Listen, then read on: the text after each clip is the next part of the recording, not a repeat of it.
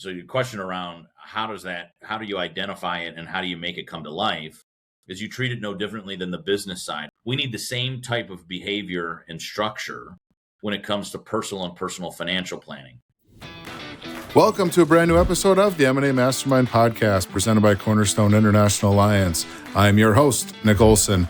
On this show, I get the opportunity to talk with the brightest minds in lower middle market M&A. Together, we discuss industry intelligence, deal management, shared successes, specialized expertise, and much more. If you serve the small to medium-sized business owner, this show will offer you tactics and insights you can use and implement now to become a master in M&A. Hello, everybody. Welcome to a brand new episode of the M&A Mastermind podcast. My guest today is the president of the Exit Planning Institute. He is a nationally recognized industry leader and growth specialist, a lifetime entrepreneur where he launched his first business at the age of 17. At 24, he sold his company to a strategic buyer and joined his father, Chris, at Aspire Management, where they focus on exit planning and M&A. Together, they purchased the Exit Planning Institute, where they introduced a value acceleration methodology, wrote an award-winning book called Walking to Destiny, a former professional indoor soccer player and team owner, enjoys racing, and they sponsor a car in the NASCAR series. Please welcome my guest today, Scott Snider. Scott, how's it going? Nick, what's going on, man? Feeling pretty good. I'm out of breath. That was a long intro. You got a lot of accolades. We got to get the marketing team to cut that bad boy down for sure. No doubt. But today here we're just here to talk about, Exit Planning Institute, your company, the CEPA designation, what that means, and then how it correlates to the M&A industry. But first, in an intro, you said you started your first business at the age of 17 and sold it at 24. Tell us about that experience. Yeah, so it was kind of the childhood dream, right? Like I think every Midwestern boy likes cutting grass in the summertime. Quite literally, man, I had one job for like a month or so. And then I ended up going out on my own. Me and my buddy threw a lawnmower in the back of a Ford Taurus sedan and started a company with no really intent to be business owners. But you flash forward almost a decade later, and we actually had something that was transferable. We had a nice company, a micro market company, had about maybe 15 to 20 employees if you include the seasonal guys, and maybe 7 or 8 truck and trailer kind of operations, right? And we were doing landscape management, landscape construction, and snow and ice management here in Northeast Ohio, where I'm from Cleveland. And we had an unsolicited offer. So I guess that would have been like 24 years old. We had an offer that came in and from a competitor that we had used actually for some arbor care, some tree care work, and said, "Hey man, have you ever thought about selling your company?" And as you mentioned also in the intro, my dad created the methodology here at EPI that we now teach. And so I kind of looked at Dad and said, "Isn't this what you do, right? Like this is the kind of work you do." Now, in that same time segment, Dad had just earned his CEPA designation, and he was starting to learn how to integrate the personal and personal financial stuff. His dad was totally on the business side. So after doing some work with Dad, and we decided to look, this was a deal that we should take.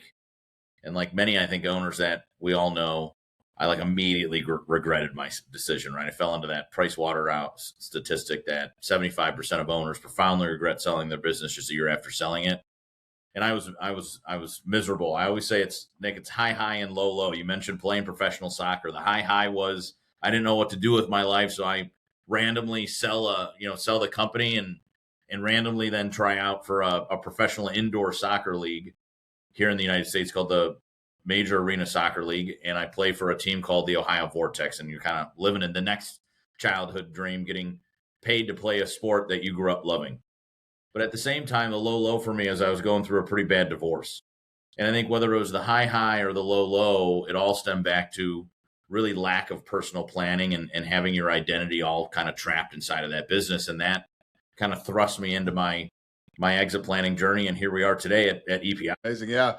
It's interesting to, you say it and you see it all the time. The business owner doesn't plan for that life after the sale. And, it can be a challenge. You can't really, you can do a lot of planning and you hope to, and you got to have a purpose beyond it. And at age 24, you got a lot more that you probably wanted to do and you're not going to sell a business and retiring at age 24, most likely. And so then, yeah, what's that next step? And that next step for you guys was you and your dad bought the Exit Planning Institute to, and so tell us about, what you saw in EPI, why you guys wanted to take that step and kind of take it over and run it. Sure.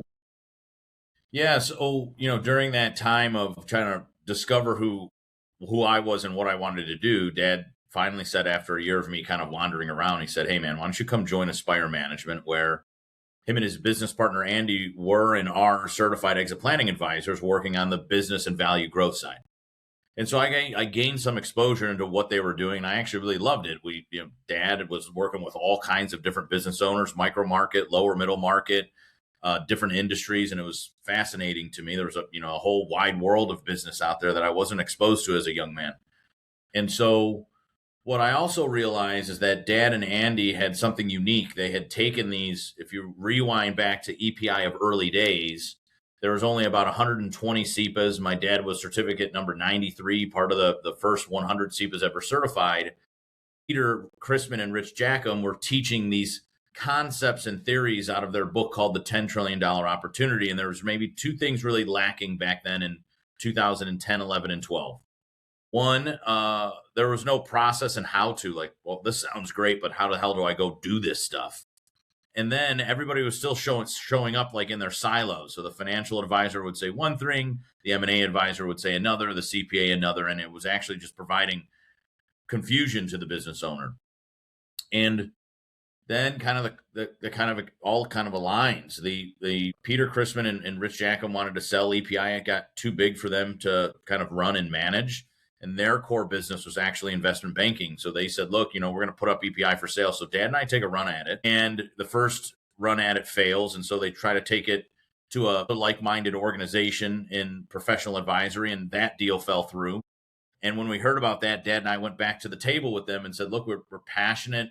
Dad and I share a passion about helping owners change their outcome and growing companies of more significance, companies that are highly valuable, ready, and transferable, that are aligned to their business, personal, and financial goals. And we had thought, given Dad's methodology and approach, that we could, now, instead of teaching business owners, we could actually go out and teach the professional advisor. And if we could teach the professional advisor, both business owner and advisor would speak the same language together. And then the advisors would stop showing up in their silos and actually show up together.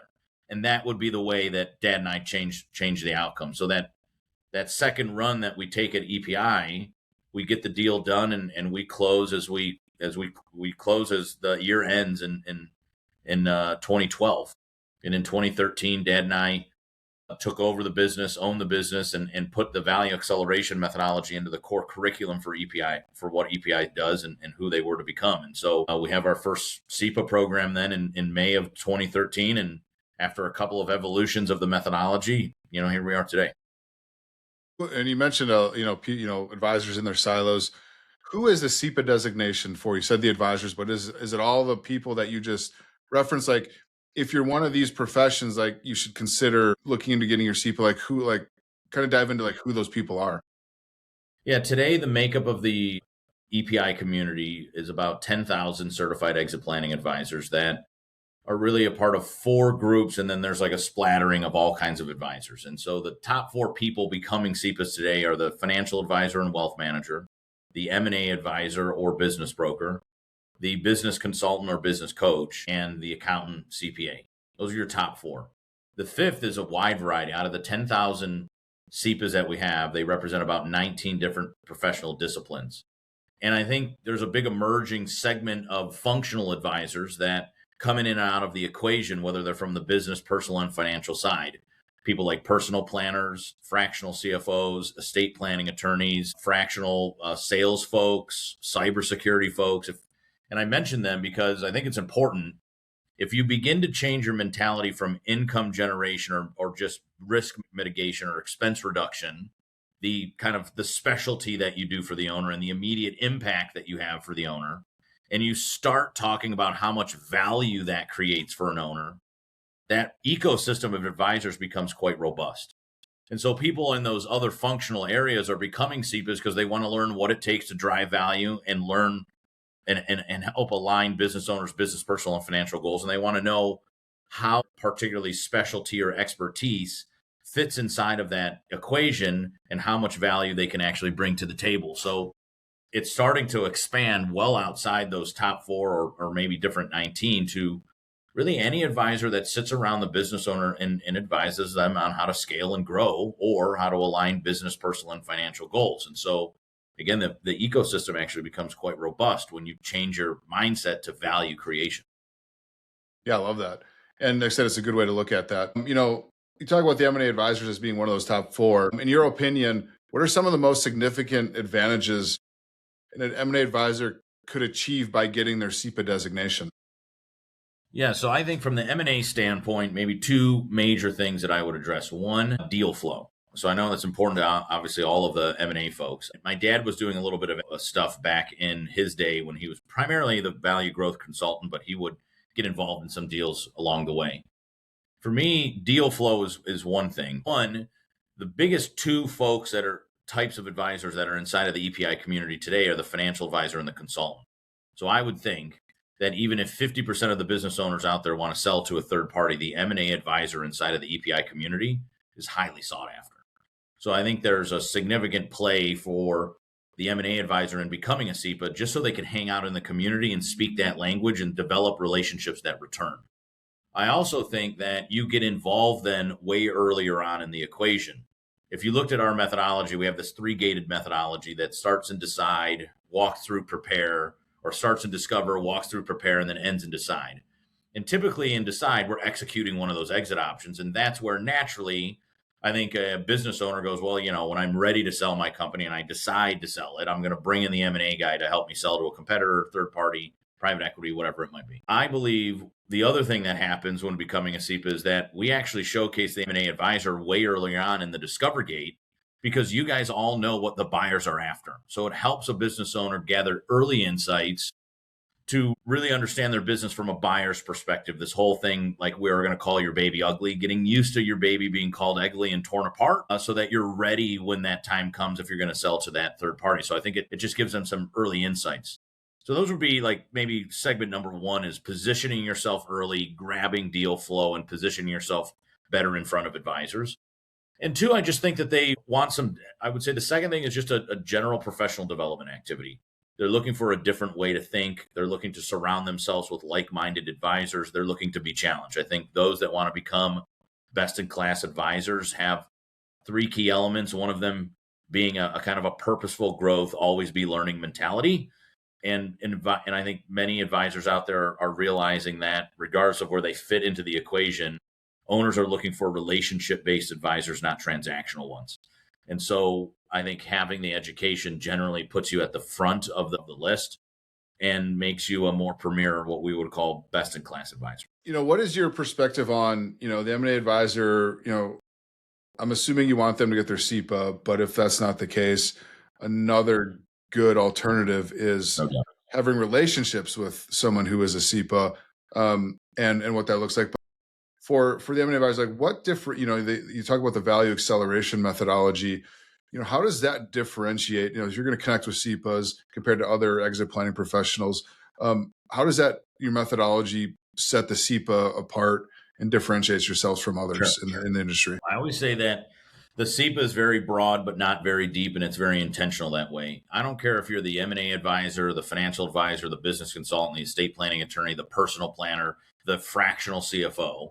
If you hold the CEPA designation, it really says maybe two or three things very prominently. Number one, you understand what it takes to drive value into a company and align business, personal, and financial goals. You might not do all of that work, but you understand what it takes to have a company of significance that's well aligned, that will sell for top dollar, and you'll have an owner that's very happy in the next phases of life versus profoundly regretting what they have done. And so you are trained to know that. Two, you're trained to be a collaborator and connector of people, relationship-based with the business owner. So though I might do M&A work, I have a robust network of folks that come in and out of this equation. So I know that I know that when I look at a CEPA, that this person is going to be kind of masterful at connecting people, and they're going to have have a robust network. And I think those are the two major differentiators that they bring to the table. Regardless of advisor type, you're going to have a more holistic advisor in front of you with a very robust network that understands the business owner mindset and how to get the job done.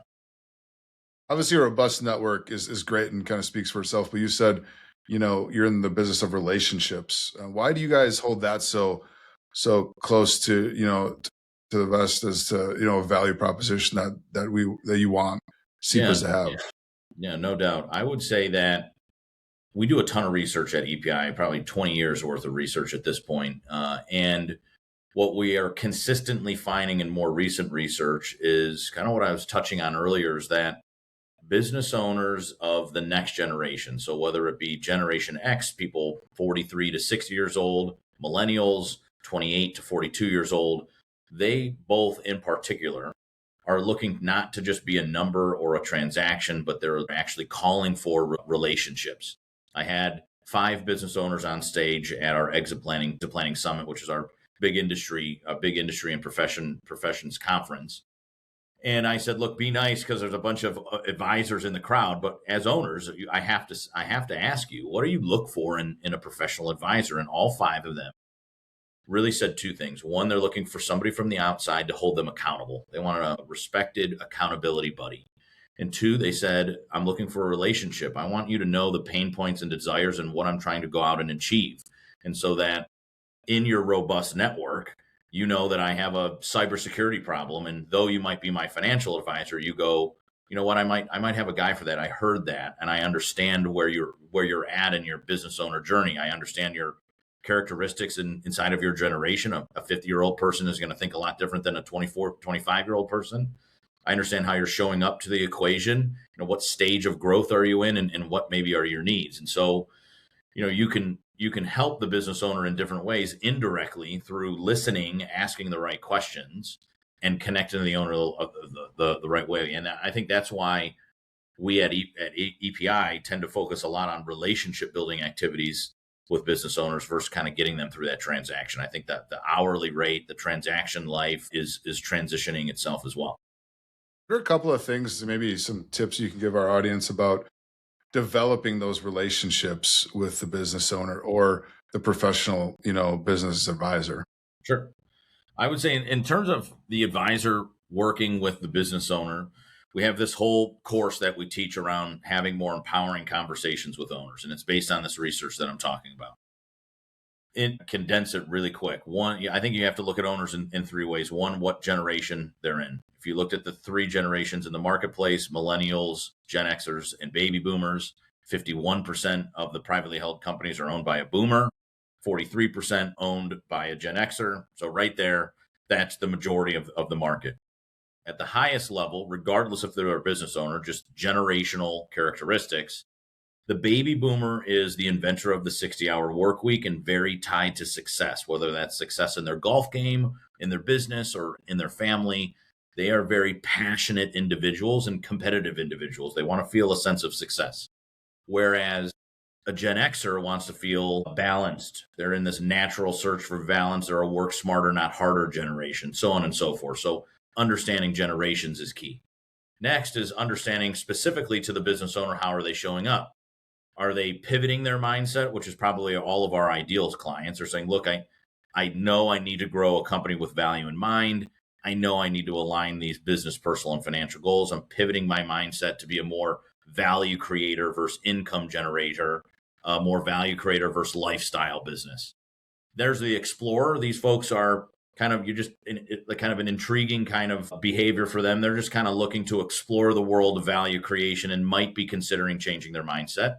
Or these folks are pivoting their mindset, meaning that they either have a great deal on the table and they feel they need to take it, so a positive thing, or B, they're affected by these destroyers of business where they're affected by a divorce, a death, a disability, something that's forcing them out of their business.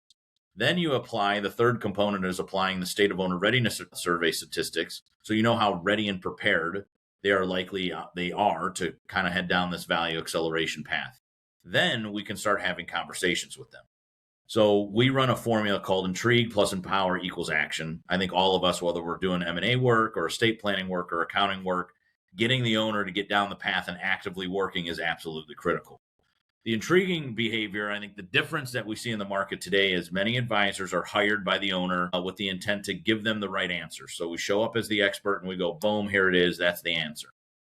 In the exit planning space, given we're doing something as intimate as, I think, selling the owner's business, we have to be asking the right questions and listening. So there's a listening behavior that we have to learn as advisors.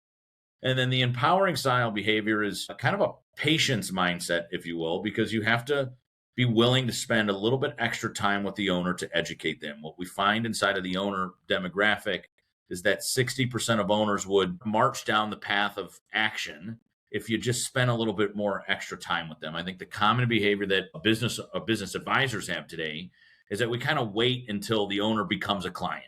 Then for the attorneys, the accountants, maybe even the M&A people are like, look, I don't want to give you a lot of advice because you haven't signed my contract yet, and that's how I get paid.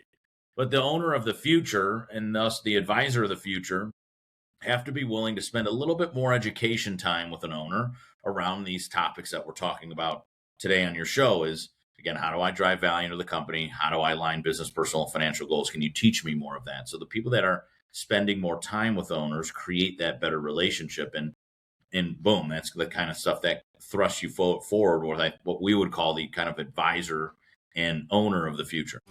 This episode of the M&A Mastermind podcast is powered by Cornerstone International Alliance, where leading M&A firms come together.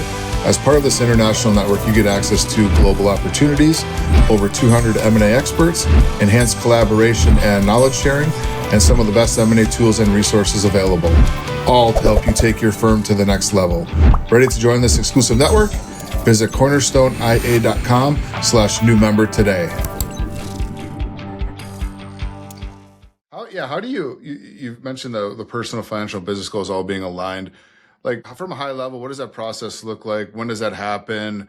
Why is that so important to make sure that you're kind of kicking off that relationship, on the right way and moving them forward to that exit? Yeah, I think every owner knows that they run down a business path, and because it's natural, it's every day, right? We're looking at 3-year strategies. We're looking at 3-year visions, 1-year strategies, and 90-day sprints. And we're always being told by our professional advisors to work on the business and not in it. So that's one path. The second path that actually runs concurrently to that many of us as owners aren't on, is a personal path that embraces the personal financial planning. And then the personal planning, who are we outside of the business? What makes us tick and go? And how are we utilizing and leveraging our business to fund and create other opportunities in our life that we want? So your question around how do you identify it and how do you make it come to life, is you treat it no differently than the business side. And that's why I always start there, is that I think it's very natural to say, look, we have these big objectives. We track these KPIs. We could tie it back to the strategy that we have. Again, as owners, that seems very natural for us. We need the same type of behavior and structure when it comes to personal financial planning. We need a 10-year vision for where we want to go. We need 90-day action plans to get us there. And so for us at EPI, we teach a thing called STEP. STEP exercise is really nothing wildly unique. There are different personal planners out there and executive coaches that put owners and executives down this path. For us, STEP means we have to investigate what spiritual things do we want in our life. Is there attachment to some type of higher meaning or being for you? That's spiritual. T is simple. It's things. What things do we want? Do we want homes? Do we want cabins, RVs, motorcycles? Like, what stuff do we want in our life? E is experiences. So what type of experience do we want to have? Do we want to have the experience of being able to send our son and daughter to a great college and university? Do we want to be able to have a European vacation? What experiences do we want in life? And then the P in STEP is people. So what people are in our life? Family, friends, colleagues, what people are in our life. And so once you work through those categories, they can all fit into your 10-year vision and then all begin to align. And what we'll find is that they all kind of power each other, right? Is that we begin actually to look at our business not as an operating entity, but we start looking at the business as another asset in our portfolio that helps power this personal financial plan that actually powers our personal plan. Being a business owner is a part of that, of course, but there's many other aspects of it. But it's at the heart of it, at the foundation of it, personal financial planning are no different than business planning. We just don't make them as intentional as we typically would do with a business. Right. Yeah, I feel like, you hear and all the time where, you want to have a plan for after you sell the business because most times it's your identity, it's your like I said, it's your baby. That is what you think about. That's who you are. Who are you? I'm a business owner. And I think that I love the acronym STEP and how you explain that because when you're talking about that stuff early on, whether it's, I'm not going to sell for 10 years, so it still needs to happen early on and still needs to happen while I'm running the business. But I would imagine after the sale, like that's gotta have that transition to be a little bit smoother because you've already outlined like these important things, both personally and financially. Well, you know how it, fits in life. I always say that when owners think about personal planning, they think about hobbies. And so a lot of us go, man, I'm going to play more golf. Like if I had 60 extra hours in my week, I'm going to play more golf. And then what you realize after you sell your business, you've been playing golf for 60 hours. Now you hate the game because all of us are average at it anyways. And now it's wildly frustrating. So you don't know why you're playing golf. Like you play golf today, but why? What purpose is it filling? What how does it fit into the overall plan? To give you a quick example, I own an RV because I found that my purpose is driving unique experiences for myself and others. And so once I've investigated that purpose, it actually fits well into what I do as a businessman and entrepreneur myself is I own the Exit Planning Institute because it creates these transformational experiences for our professional advisors, which also create these unique experiences for business owners as they successfully and significantly sell their companies. And one might even challenge, though I didn't know it back then, that it was the reason why I owned a landscaping company in the way that I did. We stopped plowing snow because it wasn't filling any unique experience, right? Anybody can plow a parking lot.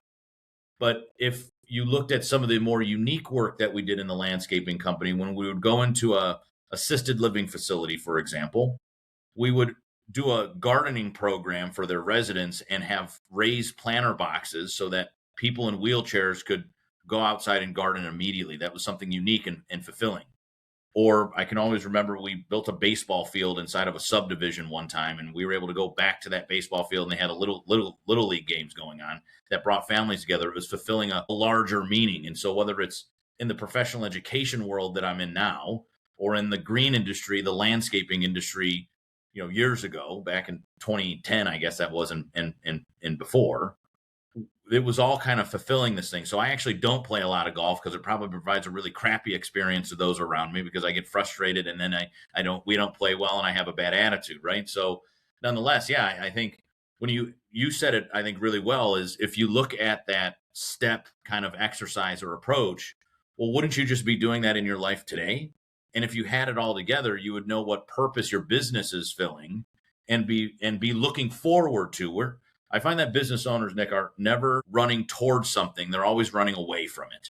And so I'm going to sell my business. I'm going to get this cash and I'm running away. Like it's my next fate. Well, what am I running to? So what you're telling me that you've ran a business for 20 years, worked 60 hours a week, dump your heart, soul, creativity, all of this passion into the business, and you're running to the golf game. That's what we're running to every day. It's not going to work. And so I find that, and it's not a bad thing. We're running away because it's the exit, but you have to be running to something. And to your point, I think we should be running to something every single day.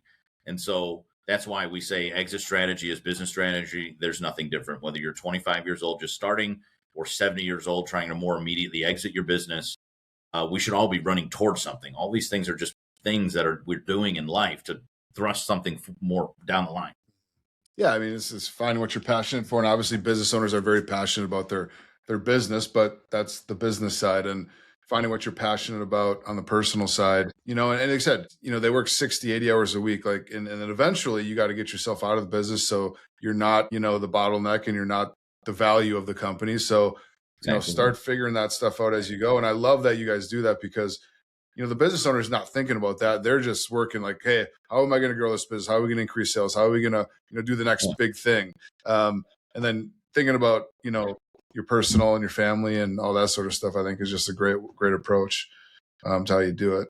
And, with that, you look at the M&A, transaction, the exit transaction. What are some things that you guys see and I'm hoping to prevent, I would imagine, in working with these professional advisors, what are some common like issues or pitfalls that you see in an M&A transaction or a deal that maybe could have been avoided or even improved by, Yeah, having that sure. CEPA involvement early on?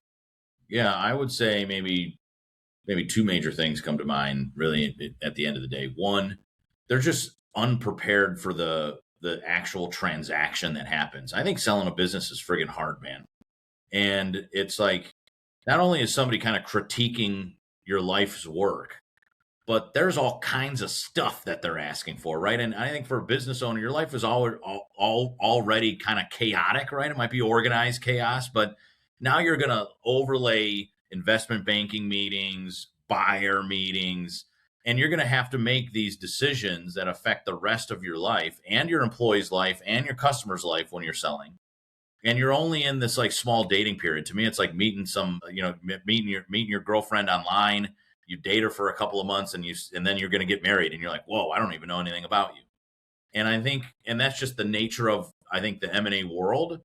But if we're prepared early and often, I think that world actually becomes a little bit easier to navigate because at least we're prepared. We might have already be building a virtual data room. We might have an investment banker, a part of our company or a part of our conversations earlier on. So they're teaching me what the buyers might look for, teaching me what private equity might look for. We might be doing stuff like a quality of earnings early on because we know a private equity group's going to do it anyway. So we might as well do our own research. And so I think that is important. And then I also think that knowing your exit strategy provides you options and an understanding of what's next in the future.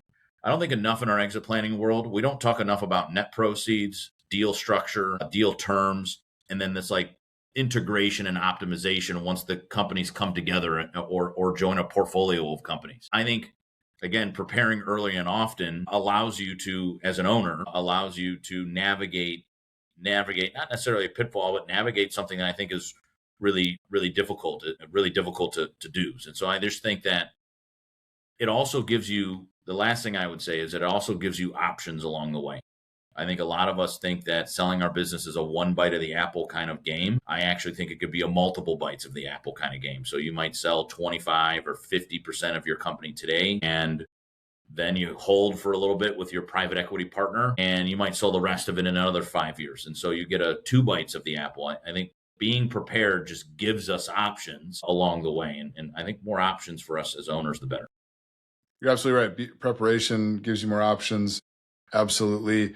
There are probably 10-ish plus options to exit your company, understanding all those options.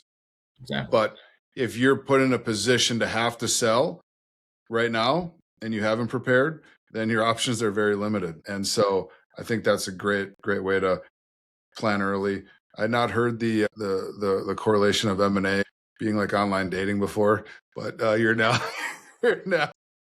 I mean, it makes sense to me. I was trying to think of in the moment like something fast, where it's like Yeah. you meet somebody online, you go on like a couple of dates over 90 Yeah. days, and you're like, all right, let's sell my $15 million company or my $80 million company together. Let's get married. That I've owned for You 40 just years. wouldn't. Most people, though, I know certainly I have a couple of friends that met online, and within 1 year they were married, and it is going successful. Most people hang out for at least a year. Like I got married 2 years ago, but I was dating my now wife for maybe 3 years before that. So there's a period of time where we got to know each other before we made the big commitment. And yeah, I just think in the M&A world, it's just not that way. I think it's funny. I think it's spot on. It's a good Well, analogy. hopefully, we give your listeners a laugh down the Yeah, exactly. Right. What are some key indicators that you guys look for to understand if a business and its owner are truly exit ready? So in our approach, we would go through an assessment that we call an enterprise value assessment. And this happens in the discover gate of our methodology. So we try to keep it actually very objective, right? And I think that's some of the problem for the owners is it either is or it is or it isn't. And it's on kind of a spectrum, if you will. And so my point being is we're going to look at the readiness of the company. So from a buyer's perspective, how ready is this company to be transitioned? Two, we're going to look at how attractive the company is in the current marketplace. And then our CEPAs would look at how personally prepared as an owner are you for this transition? you quite literally, if you came through this, and actually me and my dad are doing this in our own business this month on the 19th, actually. And what we would do is we would go in and they would score us. An advisor would score us, and you'd come out with a percentage, a readiness score. And that would be then applied to your range of value inside of the business side. And we would know that from a personal side as well. And so we try to keep it really objective with these readiness scores. And that allows us to kind of pick what we need to work on. Where are we weak and strong, right?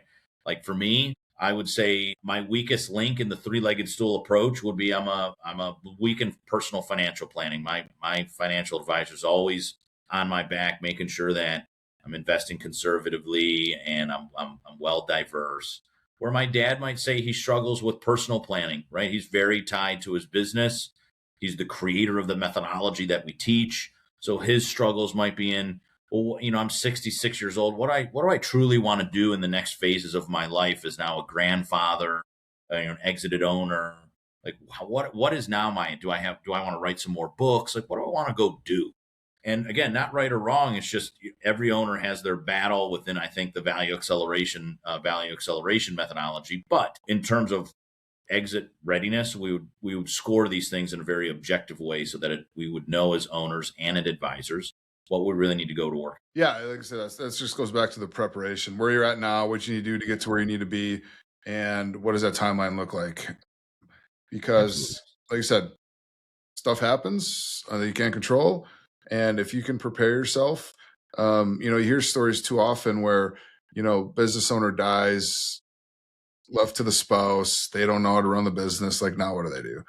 And if you're doing that work ahead of time, God forbid that happens, but if it does, like that onus on the spouse is a lot less, and they have a better direction. And so I think the preparation early on is great, and I think that's really the theme that I'm that I'm hearing in our conversation today is prepare and prepare early, and you're going to be ready for what life has to throw at you. Prepare early, and you're kind of always prepared, whether you're kind of thrown a curveball or it's deliberate, right? And yeah, I mean, you do have to talk about these unplanned events. I don't know if you watch this new show, Landman.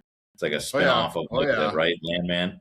Yeah. And it's probably the exit planning guy in me, right? One, I think like Taylor Sheridan makes great shows, right? So I'm into all of his series. But Landman is literally what we're talking about right now, right? Like Monty owns this, what is from the outside in, right? Looks very attractive, a high performing, privately held, best performing oil company, not a big national brand, but in that smaller segment, the top performing privately held company in the gas and oil business. And then Monty, what seemingly is in his upper 50s, has a heart attack, doesn't recover and dies, leaves the business to his wife. And not to spoiler alert anybody that listening to your show, but in the new season, it's not going so well. Right. So I don't know if you've, Nick, there's watched some surprises about the finances too. The whole thing is the relationships, financials, funding, capital raises, even like just the general how to, like in the latest episode, right? His wife is trying to negotiate contracts. And he's like, shouldn't the president of the company be here? And she goes, nah, I can do this. So it's just a total train wreck right now. And I find myself watching it with my wife, man, and saying, like, my wife is probably like, dude, can we turn off the show because you're just talking about business the entire time versus enjoying the show with me this evening? Because I was like, honey, have you ever wondered what I do? This is what we do. Yeah. We prevent stuff like this. Right. So if you want to learn more about, the Exit Planning Institute, go watch Landman. That's what I'm hearing. If you're a business owner that wants to know how crazy it can be after you exit your seemingly really successful business, go watch Landman for sure. Yeah. Yep. And sharks, smell the blood in the water there, and you got people coming at you. And oh my gosh. No doubt. For anyone interested in learning more about the CEPA designation, what are some things that, skills, mindset, critical to maximizing this for your business, for your clients, and how do they go about getting started? Yeah, sure. So the Exit Planning Institute is both an educational institute in a global community. And you mentioned this before, kind of in our like along the journey here in our interview, where if credentialing is not right for you, that's totally okay. I would say if you want to take advantage of, I think, a new way of thinking, of value creation mindset, and frankly, the wave of business owners that has finally come and is now here over the next 5 or 10 years, I think we all need to sharpen our skill set and learn more about both the business owner mindset, how to connect with them, and how to drive value and align business, personal, and financial goals. So if you just jump in, go to earncepa.com. If you went into earncepa.com, CEPA is CEPA, so the Certified Exit Planning Advisor. There are a multitude of programs and I would say forums for you to get involved. I would say credentialing's right for some. There's self-driven academy courses, there's chapters, there's free webinars, there's white papers, there's books. So there's very low-hanging fruit out there if you wanted to start to expose yourself to some of the stuff that we've been talking about here on the show. And so the process of getting started was your question. And I give the longer answer because it's going to be different for everybody, right? If credentialing's right for you and you want to join that kind of world-class community of advisors, then let's march down that path. It starts with a simple application. If you're saying, look, I don't know if I want the credential, but I want to learn more about what you guys were talking about, just jumping online to the website or following me on LinkedIn, I would say would give you white papers and books and podcasts to listen and read. And that would gain some exposure as well. So it all starts, I think, a little bit differently for whatever your goals are, but you can find it all at the Exit Planning Institute website. And you talk about value, and I know you and have talked to Scott Bushke, our founder, about a survey that they just did. And one of the questions was what would be one of the reasons you leave your professional advisor? And one of the top answers was they didn't provide value. Exactly. They didn't provide value. So isn't that kind of the gig, is to provide your client value? And so 100%. This is a great way to do that. And whether you're going through the designation, or you're going to just learn about the great stuff that you're doing, check it out, because you don't want to be in a position where you're not going to provide value for your client, because then that's when you're at risk of losing them, because they don't see the value of the relationship. And 100%. it all goes back to the relationship, right? It does, right? It does.